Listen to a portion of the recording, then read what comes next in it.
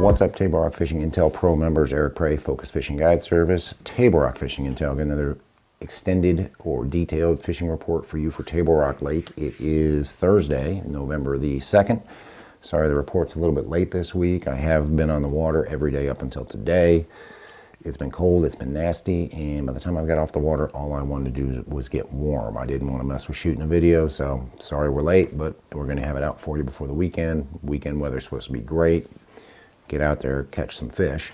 As far as our lake level is concerned, we're at 912.86, so we're 4.14 feet down from normal pool for this time of year. We do go to winter pool on December 1st, so we will start to see, a little bit dropping in the amount of how far down we are, but the lake is probably not going to come up much.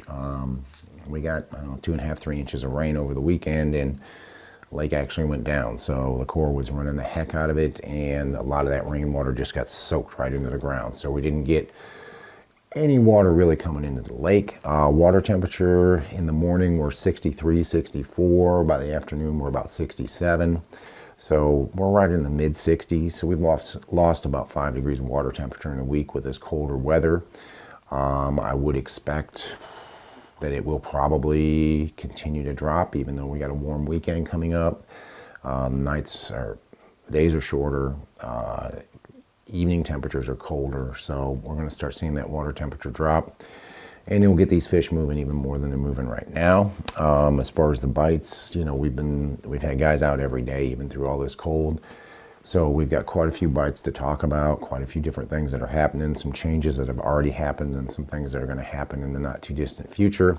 Best way to know, of course, use your Table Rock Fishing Intel Pro membership to get those daily reports and the weekly reports and all the other information that helps you catch more fish on Table Rock Lake.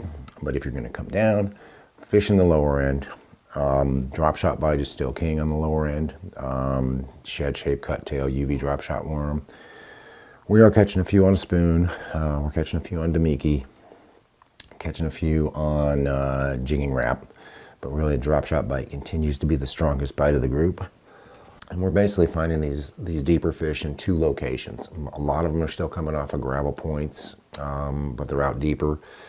30 to 50 foot deep, pretty close to the bottom, has pretty much been the norm.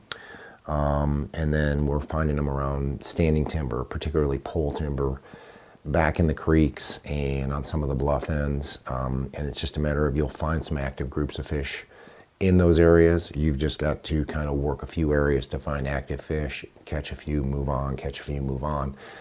They're really not set up to where you can sit over top of a school for a long period of time yet. That is coming.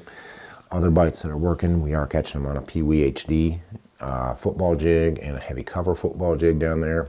Most of those fish are on gravel and rock mix points with either a rock pile or a brush pile or a little bit of standing timber on it. They're certainly relating to the cover, and most of those fish are anywhere from about 18 to about 25 or even 30 foot deep in that clear water, and it's just a slow drag or a slow working that bait slowly back to the boat. A lot of those fish are smallmouth, so we're catching a lot of smallmouth doing that. And then the other bite that's working primarily from 86 Bridge on up has been with a crankbait, either a rock crawler or a wiggle wart on channel swing banks, both on the main lake and back in the few creeks that you've got up there. And it's, for the most part, it's wherever the channel either hits the bank, or where it hits the bank or comes off of the bank. So not necessarily in the depth of the channel, but the ends of those channel swings has been where that better bite has been, anywhere from the bank out to about 8 or 10 feet deep. Going to the mid-lake area, same bites are working in the mid-lake area. You definitely have a deep bite going on. Drop shot, with a shad-shaped cut tail UV drop shot worm, scuba spoon, jigging wrap, Damiki rig. All those are starting to turn on. It's not Katie bar the door yet. We don't have the big groups of shad that we should have probably once we lose about another 8 degrees water temperature. We'll really start to see that deep bite turn on, but right now it's not happening yet. But you can still catch some close to the bottom on gravel and rock mix points, out 35 to 55 on the bottom.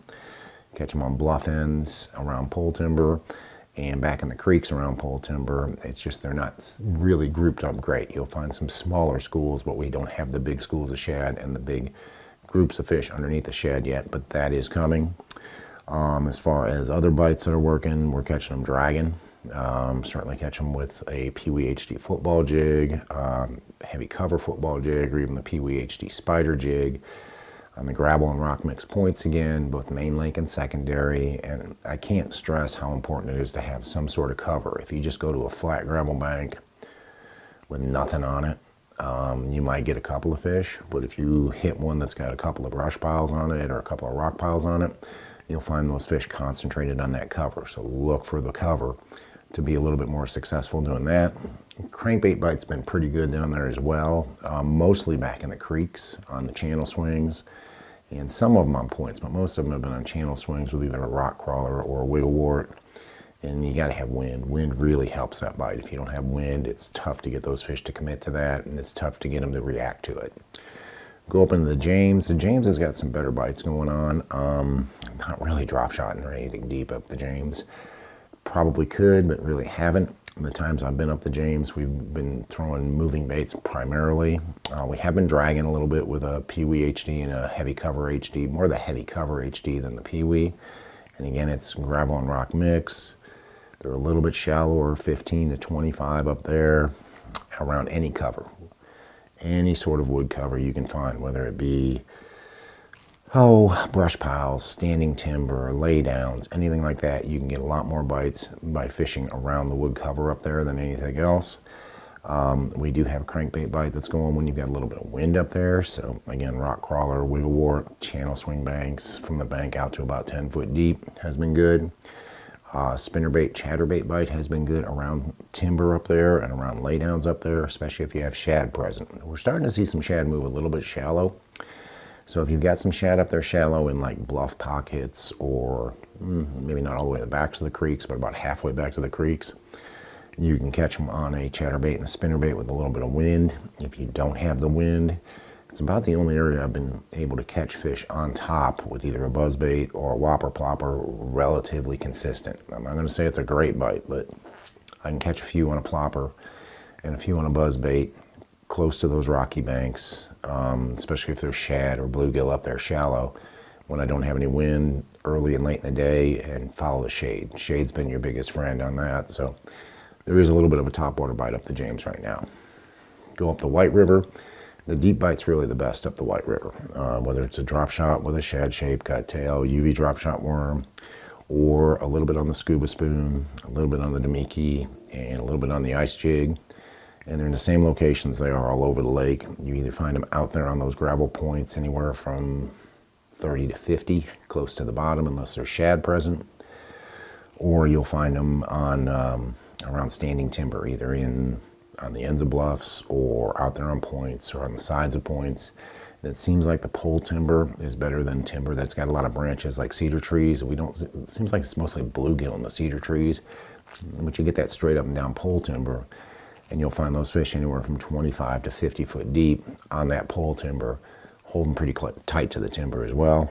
The dragging bite with a Pee Wee HD or heavy cover football jig or spider jig HD, any of those has been working as well. Again, they're a little bit deeper in that clearer water, anywhere from 20 to 30 feet deep. And cover is important, whether it be brush piles or rock piles or standing timber. If you've got some of that cover, make sure you're hitting it real hard with your bait, because that seems to be where the bulk of the fish are. They're hanging around that cover.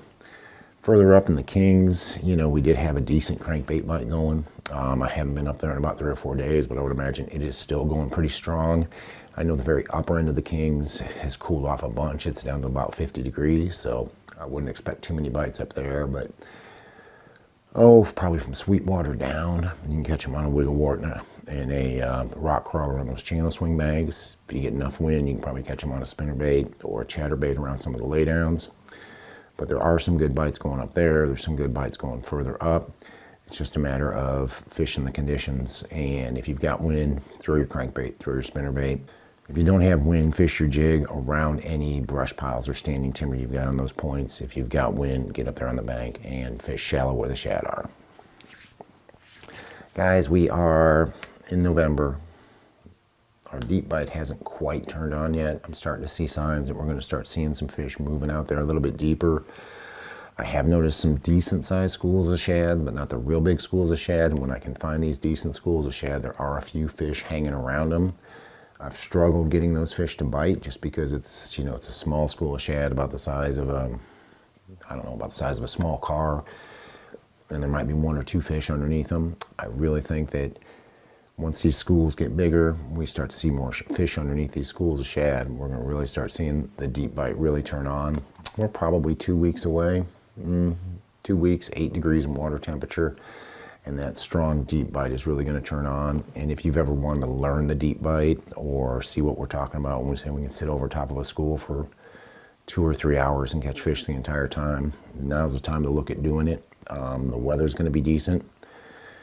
You know, November and December, we get highs in the 50s or 60s usually, so you can get out there, you can not freeze your butt off and figure out this deep bite. So now's the time if you're thinking about doing that. Obviously, we're going to cover that stuff on Table Rock Fishing Intel, but if you want to get some one-on-one instruction on how to use your graphs, how to find the fish, how to find the structure, now's the time to get a hold of me and get out there and get a trip. So if you want to do that, contact Focus Fishing Guide Service. You can reach me at 417-860-4743 or hit focusfishing.com, where you can either book online or just shoot me an email. Either way, I get back to you as soon as I can. Guys, thanks for being Table Rock Fishing Intel Pro members. Thanks for watching the video. Can't wait to hear from you. We'll see you on the water.